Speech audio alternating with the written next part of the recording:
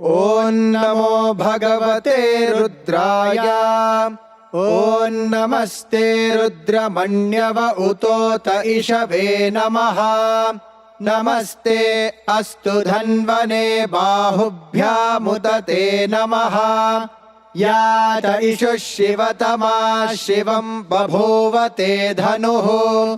शिवा शरव्या यातवतया नो रुद्रमृडया। याते रुद्रशिवा तनूरघोरा पापकाशिनी। तया नस्तनुवाशन्तमया गिरिशन्ताभिचाकशीः। यामिषुं गिरिशन्तहस्ते बिभर्ष्यस्तवे। शिवाङ्गिरित्रतां कुरु माहि गुंसेः पुरुषं जगत्।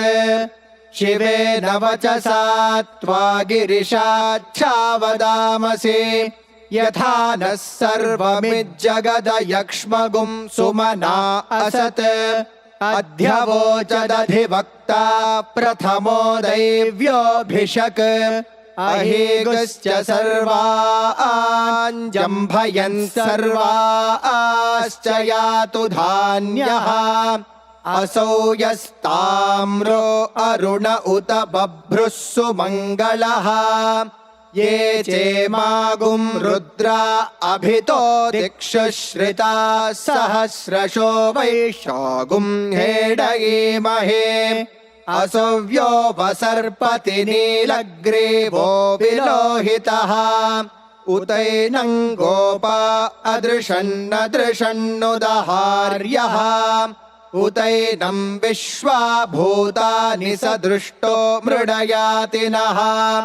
नमो अस्तु नीलग्रीवाय सहस्राक्षाय मीढुषे। अथो ये अस्य सत्त्वानो हन्तेभ्यो करन्नमः। प्रमुञ्च धन्वनस्त्वमुभयोरात्नियोर्जाम्। याश्च ते हस्त इषवः पराता भगवो वप। अवतत्य धनुस्त्वगुं सहस्राक्षशते शुधे।